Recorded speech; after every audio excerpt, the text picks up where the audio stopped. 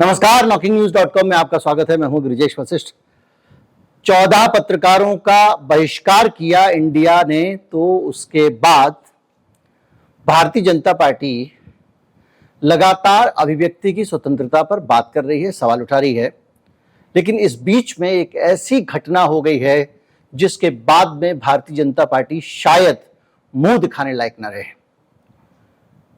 एक पत्रकार ने इतना तगड़ा तमाचा मारा है और उस पत्रकार के साथ जो किया गया है उससे सारी की सारी भारतीय जनता पार्टी की ये जो पूरा अभियान है इस पर सवाल लग गया है। इस सरकार के सूचना प्रसारण मंत्री प्रेस कॉन्फ्रेंस में बैठकर पत्रकारों को कह रहे होते हैं कि ये बहिष्कार एक तरह से अभिव्यक्ति की स्वतंत्रता पर हमला है, और उसके ठीक बाद में वो जो करते हैं उसके बाद भारतीय जनता पार्टी की सारी नैतिक जो अधिकार हैं ये बात कहने के वो छिन जाते हैं। कहीं मत जाइए, चैनल को सब्सक्राइब कर लीजिए। आज ऐसे ऐसे उदाहरण लाके लाने वाला हूं जिसके बाद में आपको लगेगा कि भैया जो भी है अभी आया।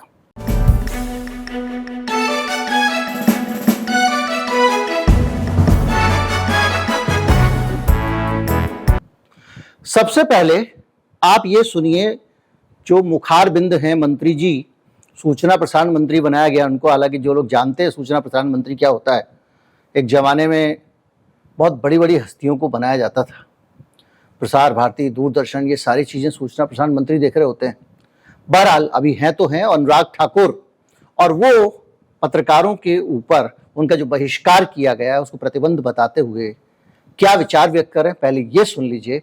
उसके बाद बताएंगे कि इसके ठीक बाद उन्होंने क्या किया और उसके ठीक बाद उन्होंने क्या किया और उससे पहले भारतीय जनता पार्टी क्या कर चुकी है। सुन लेते हैं पहले। आज अंतर्राष्ट्रीय लोकतंत्र दिवस है, इंटरनेशनल डेमोक्रेसी डे है, और लोकतंत्र को कैसे कुचला जा सकता है इसका फिर ताजा उदाहरण कांग्रेस ने दिया है। 1975 में श्रीमती इंदिरा गांधी जी ने इमरजेंसी लगाई, मीडिया को कुचलने का प्रयास किया, और एक बार फिर उसका ताजा उदाहरण कांग्रेस ने दिया है और इस इंडी गठबंधन ने दिया है, जो अहंकार और घमंड से भरा घमंडिया गठबंधन है। मीडिया पर प्रहार करना इनके लिए कोई नई बात नहीं है, ये तो इनके डीएनए में है। जब पत्रकार वार्ता चल रही थी और वो पत्रकार जो जिला स्तर पे काम करते हैं और खुले माहौल में काम करते हैं वो किसी से डरते नहीं हैं। उनकी ट्रेनिंग है, जो सवाल है जनता के लिए पूछ रहे हो जम के पूछो, शेर बन के पूछो। उन्होंने सवाल पूछ लिए। जब उन्होंने सवाल पूछे तो वो सवाल थोड़े कठिन थे, और उन कठिन सवालों के जवाब में इन्होंने कहा कि कांग्रेस के प्रवक्ता की तरह कोई सवाल पूछ रहा है। सीधे उनसे नहीं बोल पाए, इतना साहस नहीं था। फिर भी प्रेस कॉन्फ्रेंस में इन्होंने इतना ही कहा कि प्रेस की आपको अगर उनकी तरह सवाल पूछना है कांग्रेस के प्रवक्ता की तरह तो बात अलग है। प्रेस कॉन्फ्रेंस के बाद उस पत्रकार के दिल पे ये बात लग गई कि उसे कांग्रेस का प्रवक्ता कहा जा रहा है। उसने मंत्री से सफाई मांगी। पूरा डिस्कशन सुनिए, किस शिद्दत से उसने मंत्री को घेर लिया, और मंत्री दाएं बाएं कह रहा है, नहीं यहां मैंने किसी को नहीं कहा, मैंने प्रवक्ता कांग्रेस के प्रवक्तों को कहा। कांग्रेस, पहले सुन लीजिए डिस्कशन, आपको सामने मालूम पड़ेगा कि एक पत्रकार, एक ईमानदार पत्रकार की ताकत क्या होती है।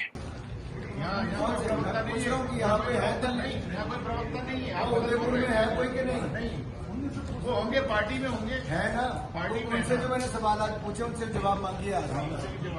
लेकिन आप गलत बोल रहे हैं भाई। मैंने पूछा उदयपुर में प्रवक्ता है कांग्रेस के नहीं, गलत जगह पूछ रहे हैं आप, है ना, तो उनसे सवाल मेरा पूछिए। मंत्री जी, आप इतना अपराध बता रहे ना, आपकी पार्टी के एमएलए के खिलाफ दुष्कर्म के 2 मुकदमे दर्ज किए हैं।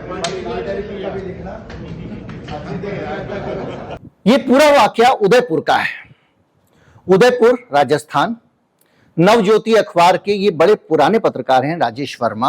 पूरी जिंदगी इन्होंने पत्रकारिता को दी है। इनके हुलिये को और इनकी सादगी को देखकर आप अंदाजा लगा सकते हैं कि इस इंसान ने जिंदगी में अच्छी पत्रकारिता ही कमाई होगी। और ये व्यक्ति जब ये सवाल पूछकर गया तो इससे सफाई मांग ली गई थी, क्योंकि सूचना प्रसारण मंत्री के जाने के बाद पर्दे के पीछे क्या हुआ कोई नहीं जानता, हम क्यों कहें कि सूचना प्रसारण मंत्री ने फोन कर दिया या उनके किसी चेले ने फोन कर दिया, लेकिन इस आदमी के खिलाफ इंक्वायरी ऑर्डर हो गई और इंक्वायरी ऑर्डर ही नहीं हुई, शाम होते होते इसे नौकरी से निकाल दिया गया। उदयपुर में जो नवज्योति में काम करते हैं लोग, उनका मुख्यालय अजमेर है। अजमेर में इनको तलब किया गया और इनसे कई सफाइयां मांगी गई, लेकिन मामला चूंकि राजस्थान का, राजस्थान के मुख्यमंत्री ने कहा कि अगर सवाल पूछने पर मेरे प्रदेश के किसी पत्रकार को भारतीय जनता पार्टी वाले अगर नौकरी से निकलवा देंगे तो उसके बाद में बीजेपी से मेरे पत्रकार प्रदेश वाले सवाल नहीं पूछ पाएंगे और उससे मुझे पॉलिटिकल लाभ होगा। एक तो ये मंशा है, और अगर भले ही नीयत से उन्होंने काम किया हो बहुत मान, तो भाई एक पत्रकार को कोई कैसे दबा सकता है मेरे राज्य में, वैसे ऐसा सोच अक्सर होता नहीं है। लेकिन 8 घंटे 7 घंटे कुल लगे होंगे, इस पत्रकार की नौकरी वापस हो गई। पहले से लिखित में इस्तीफा मांग लिया गया था, उसके बाद वो लौटा दिया गया। अब स्थिति यह है कि राजेश वर्मा चूंकि वो नवज्योति से जुड़े हुए हैं और बिला वजह वो अपने संस्थान को इस सब में घसीटना नहीं चाहते हैं, इसलिए प्रतिक्रिया के लिए मिल नहीं रहे। लेकिन उनके आसपास के जो पत्रकार हैं उन्होंने ये पूरा किस्सा बताया है। अगर आप इस मामले को थोड़ा और समझते हैं और समझना चाहें तो मैं आपको लेके चलूंगा वहीं उदयपुर के एक और पत्रकार के पास जो उस प्रेस कॉन्फ्रेंस में मौजूद थे। तो उन्होंने सवाल किया कि आप मणिपुर में अभी तक हिंसा नहीं रुक रही है, तो इसकी क्या वजह है। जब उनसे जवाब मांगा तो बजाय वो जवाब देने के और उन्होंने बात इधर उधर घुमा दी और उसका जवाब नहीं दिया। थोड़ी देर के बाद में जब वापस उनसे दोबारा सवाल किया गया कि आप जो राजस्थान के अंदर अशोक गहलोत ने जो ये योजनाएं चलाई हैं, ख़ास करके 500 रुपये सिलेंडर और ये चिकित्सा व्यवस्था की, तो उसके पास में भाजपा के पास में उस योजनाओं का, अशोक गहलोत की इन योजनाओं का भाजपा के पास में क्या विकल्प है, क्या जवाब है। तो उसका भी जवाब देने के बजाय और उल्टे ये कहने लग गए कि अगर कोई कांग्रेस प्रवक्ता की तरह अगर बात करता है तो बात अलग है। ये बात क्योंकि वो काफ़ी वरिष्ठ पत्रकार हैं और ये बात उनको अच्छी नहीं लगी, तो उन्होंने प्रेस कॉन्फ्रेंस ख़त्म होने के बाद में अपनी आपत्ति दर्ज की। ये बात अनुराग ठाकुर को इतनी बुरी लग गई कि उन्होंने 1 घंटे के अंदर अंदर दैनिक नवज्योति के मालिकों से कॉल पे बात करके या जो भी है उन्होंने अपना सारा मशीनरी घुमाई और 1 घंटे के अंदर सूचना ये है कि राजेश वर्मा से इस्तीफा लिखवा लिया गया। राजेश वर्मा ने इस्तीफा दे भी दिया, लेकिन उन्होंने मालिकों से कहा था कि एक बार मेरा भी पक्ष सुना जाए, आप मेरा भी पक्ष सुने। उनका पक्ष उन्होंने रखा और उस बात को लेके काफ़ी यहाँ पे एक हंगामा मच गया। जब CBC न्यूज़ राजस्थान में हमने जब खबरें चलाई और कहीं ना कहीं ये लगने लग गया यहाँ के जो लोकल जो भाजपा के नेता हैं उनको भी कि ये मामला कुछ ज़्यादा तूल पकड़ जाएगा और उस पर बैकफुट पे आना पड़ेगा। उधर ये बात CM साहब तक भी शायद है कि पहुँच गई और ये इसका पूरा एक माहौल बन गया। तो कल यानी कि रविवार की शाम को राजेश वर्मा को दैनिक नवज्योति ने वापस काम पे बुला लिया। इससे ठीक पहले 2 और पत्रकार इसको झेल चुके हैं, लेकिन उन पत्रकारों पे जाए उससे पहले मैं बरेली के एक पत्रकार के पास चलना चाहूंगा। पत्रकार बरेली में संजय राणा, यूट्यूबर, नया लड़का है, लेकिन पत्रकारिता का जोश ही कुछ ऐसा होता है अगर आप ईमानदार हैं तो। ये लिजलिजे लोग जिन पे आपने देखा होगा, जिनके ऊपर अभी जिनका बहिष्कार किया गया है, इनका अंदाज काम करने का देखिए और इस ग्राउंड पे काम करने वाले लड़के का नाम अंदाज देखिए। ये संजय राणा है और ये वहां पर एक फंक्शन में मंत्री आई हुई थी, गुलाब देवी, उत्तर प्रदेश सरकार की। सामने टेबल पे 50 पकवान सजे हुए थे, सैकड़ों चमचे खड़े हुए थे। उस पूरे माहौल के बीच में संजय राणा ने गुलाब देवी से वहां के विकास को लेकर सवाल पूछने शुरू किए। सवाल इतने पूछे कि गुलाब देवी तिलमिला गई और तिलमिलाकर उन्होंने इस पत्रकार से कहा कि तेरी निगाहें पहचान रही थी मैं इतनी देर से, जब तू पीछे खड़ा था। मुझे मालूम था कि तू यही पूछेगा। लेकिन उसने कहा कि देखिए, अगर जनता की आवाज हम आप तक नहीं पहुंचाएंगे तो कौन पहुंचाएगा। इंटेलिजेंट लॉजिक था। फिर उसने कहा कि नहीं, मैंने काम करा दिया। तो उसने वहां खड़ी हुई भीड़ से कहा, भैया कुछ काम हुआ है बता दो। लोगों ने कहा नहीं हुआ। तो इसके बाद क्या होता है, मंत्री चली जाती हैं घर और पुलिस वाले आ जाते हैं संजय राणा के घर। रस्सियों से बांधकर उस आदमी को पुलिस पकड़ के ले गई है। उत्तर प्रदेश कानून व्यवस्था, योगी जी की बात होती है, यह कानून व्यवस्था है। रस्सियों से बांधकर उसको ले जाती है, उसके खिलाफ मारपीट, हिंसा, तोड़फोड़ का मुकदमा होता है।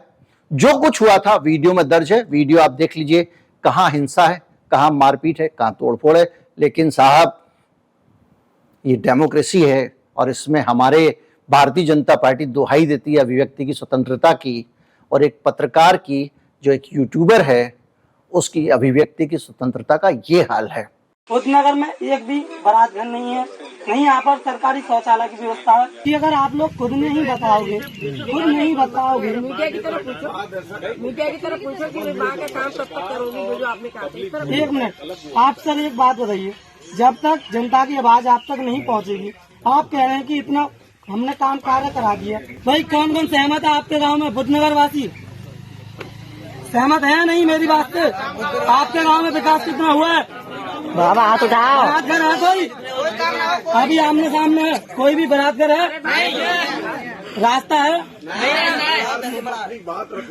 बात रखना। तेरी निगाहें में बहुत देर से पहचान नहीं थी जी। जब तू वहाँ खड़ा था तब भी मैं तेरी निगाहें पहचान नहीं थी जी। और जब बात रखी है तो रखन दो बात। तेरी निगाहें पहचान नहीं थी जी। ये सारी बात तेरी ठीक है जी। जो तूने कही है, अभी समय नहीं निकला है। अगर आप इस मामले को भूल जाना चाहें तो जिनको लोग सोशल मीडिया पे सिलेंड्रेला कहकर चलाती हैं, जो राहुल गांधी पर हमला करने का कोई मौका जाने देना नहीं चाहती हैं, बावजूद इसके कि राहुल गांधी उनकी हर आरोप को नजरअंदाज कर देते हैं, वो स्मृति ईरानी, और उन्होंने क्या किया देखकर आप हैरान हो जाएंगे। अमेठी का मामला है, अमेठी में वो चुनाव जीतने में कामयाब हो गई हैं और वहां पर उन्होंने एक ऐसी बात की जिससे पत्रकारों का जो बैठे 14, इनका कान खड़ा हो जाना चाहिए था। लेकिन इनको लगता है कि हम तो सरकार के बहुत मीठे मीठे हैं, तो हमारे को तो कुछ होगा नहीं, उसको मरने दो, और अगर ये होते तो ये भी उसके साथ यही करते। तो हुआ क्या कि स्मृति ईरानी वहां पर आई थी और वहां पे चाय पे चर्चा कार्यक्रम उन्होंने कृष्णा नगर चौराहे पर किया, जगदीशपुर अमेठी का एक इलाका है वहां पे, जगदीशपुर विधानसभा में। जब वो जाने लगी तो कुछ पत्रकारों ने स्मृति ईरानी से कहा कि कुछ बाइट देते, ये जो स्टिंगर्स होते हैं वो बहुत टेढ़े सवाल पूछने के बजाय सीधे कह देते कुछ बोल दीजिए, हम अपने दफ्तर भेज देंगे तो उस पर कुछ खबर बन जाएगी, आप मंत्री हैं, आपके मुंह से कुछ भी निकलेगा तो खबर होगी। इस श्रद्धा के साथ दैनिक भास्कर के 2 पत्रकार, दैनिक भास्कर के इसलिए कह रहा हूं कि दैनिक भास्कर ने इसको बाद में इनकार कर दिया कि मेरे पत्रकार हैं, उन्होंने स्मृति ईरानी से कहा, सवाल पूछे तो स्मृति ईरानी ने कहा कि भैया हम सलोन में पहले ही जवाब दे चुके हैं पत्रकारों का। तो उसने कहा मैडम आपने सलोन में दिया था, आप तो दीदी बहुत अच्छी हैं। इस तरह से पत्रकार बात कर रहे हैं, हमेशा प्यार से आप जवाब देती हैं, तो दीदी एक यहाँ पे भी दे दीजिए, सलोन में दिया है, एक जगदीशपुर में भी दे दीजिए। तो स्मृति ईरानी से जवाब देती हैं कि सलोन भी मेरे इलाके का क्षेत्र है, वो मेरी विधानसभा है, आपने सलोन का अपमान किया है, आप मेरे क्षेत्र का अपमान कैसे कर सकते हैं, वगैरह वगैरह। क्षेत्र का अपमान मत करो, तुम भास्कर से हो तो क्या? नहीं मैम, भास्कर से कोई मतलब नहीं, अपमान करने वाली। दैनिक भास्कर से आप हो, सबसे मुखर सांसद और एक मुखर नेता हैं जी। लेकिन दैनिक भास्कर से हो तो सलोन विधानसभा मेरी विधानसभा जी, है, जी, जी, लोकसभा जी। क्षेत्र की, जी। आप अपमान मत करो। उस वक्त तो लोगों को लगा कि ये दपट के सवाल के जवाब देने से बचना चाहती है, प्रेस कॉन्फ्रेंस ना करने वाले प्रधानमंत्री की कैबिनेट की मंत्री है, तो इसलिए ये बहाने बना के टेढ़ा समूह बना के जा रही है कि भाई लोग डर जाएंगे तो कोई सवाल ना पूछेंगे। फिर भी पत्रकार पूछते रहे। लेकिन क्या हुआ, शाम को जिस संस्थान में ये 2 पत्रकार काम करते थे, विपिन यादव और राशिद हुसैन, उस संस्थान ने एक ट्वीट किया कि ये हमारे यहाँ काम ही नहीं करते हैं। बाद में कुछ जर्नलिस्ट लोग पहुंचे, उन्होंने इन दोनों से बात की, क्या वहां काम नहीं करते हैं? न्यूज लॉन्ड्री ने इस पर पूरी रिपोर्ट की और न्यूज लॉन्ड्री की रिपोर्ट कहती है कि इन लोगों ने बाकायदा सबूत दिए कि उनको चैनल आईडी दी गई थी, उसका फोटो है जब उनको वो चैनल आईडी सौंपी जा रही थी। इसके अलावा उनकी खबरें वहां छपती रही हैं, वो लगातार कवरेज करते रहे हैं। उसके बावजूद दैनिक भास्कर ने उनके स्टाफ का आदमी होने से इनकार कर दिया, क्योंकि स्टिंगर जो होता है ना, उसको ये लोग अपॉइंटमेंट लेटर नहीं देते हैं, उसको वेतन नहीं देना चाहता अखबार, उसका शोषण करना चाहता है, उससे खबरें आती हैं। जो दूसरा वाला मामला है उसमें हालत यह है कि ये लोग जो खबरें भेजते हैं इसके इनको पैसे नहीं मिलते हैं। इस व्यक्ति से 5,000 रुपए वो चैनल आईडी जो माइक्रोफोन में लगा होता है प्लास्टिक का, वो देने के लिए दैनिक भास्कर ने लिए थे, ऐसा इसका कहना है और न्यूज लॉन्ड्री ने छापा है। ये स्थिति है। अब आप अंदाजा लगा लीजिए कि केवल पत्रकार से सवाल पूछने भर पे उसकी नौकरी चली जाती है, और अगर नौकरी ना हो तो वो जेल चला जाता है। ये उदाहरण आपके सामने अभी हाल के हैं सारे के सारे। और इन लोगों को क्या कहें, इनके बॉस का ये हाल है। याद कीजिए कि किस तरह से अजित अंजुम और विनोद कापड़ी को TV9 से नौकरी छोड़नी पड़ी थी। TV9 का नया नया हिंदी का चैनल TV9 भारतवर्ष लॉन्च हुआ था। बड़े अच्छी नियत से इन लोगों ने मोदी जी को बुलाया था कि भाई इनसे उद्घाटन कराएं, देश के प्रधानमंत्री हैं। मोदी जी आए और बाहर आके कहते हैं कि आपने ऐसे ऐसे लोगों को रख रखा है, उद्घाटन करने आए हैं, भली नीयत से होना चाहिए, लेकिन वहां पर CEO को बोलते हैं गाड़ी से उतरते ही, आपने ऐसे ऐसे लोगों को रख रखा है जिनके ब्लड में ही मुझे गाली देना है। फिर उसने कहा ठीक है साहब, बदल देंगे। CEO ने कहा, तो कहा नहीं ऐसा मत करिए, जीने दो बेचारों को, उनकी आत्मा मर जाएगी तो मजा नहीं आएगा हमको। चुने तो लोग खड़े हैं जी, वो ब्लड में हमको गाली बदलाव ला रहे हैं। ऐसा मत करो भाई, इनको जीने दो बेचारों को, उनकी आत्मा मर जाएगी तो। ये इस देश का प्रधानमंत्री है। करण थापर वाला किस्सा तो आपको याद ही होगा, जिसमें वो लगातार करण थापर को बोल रहे हैं कि करण थापर ने इंटरव्यू में उनसे एक सवाल पूछ लिया। सवाल पूछने के बाद में वो करण थापर से बोले कि दोस्ती बनी रहे, आप इसको बंद कर दीजिए इंटरव्यू को। और उसके बाद तक आज से आज तक करण थापर से जो दोस्ती निभाई जा रही है हम सब जानते हैं। Allow to rest. Portable water. पानी आप पीछे दोस्ती बनी रहे, अपनी दोस्ती बनी रहे यार। अगर समानांतर मीडिया ना हो तो करण थापर का कोई काम नहीं है, वो बैठकर द वायर पर ही अपना इंटरव्यू कर रहे हैं। इस तरह से इस देश में जो लोग अभिव्यक्ति की स्वतंत्रता की बात कर रहे हैं उन लोगों का हाल है। और ये बीमारी भारत की बीमारी नहीं है, भारत एक लोकतांत्रिक देश है। ये बीमारी कहीं और से आती है और कहीं और पाई जाती है।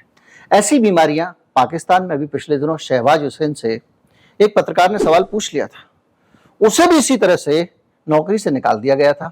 उसका सवाल भी अभिव्यक्ति की स्वतंत्रता पर था।